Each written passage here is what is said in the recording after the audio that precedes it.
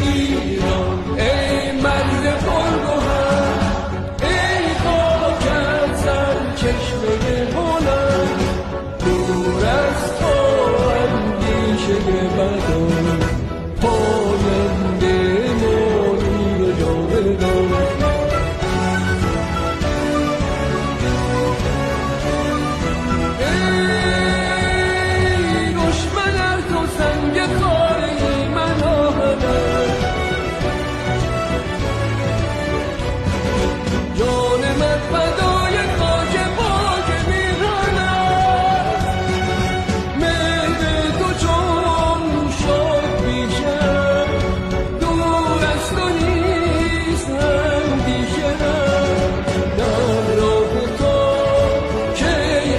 She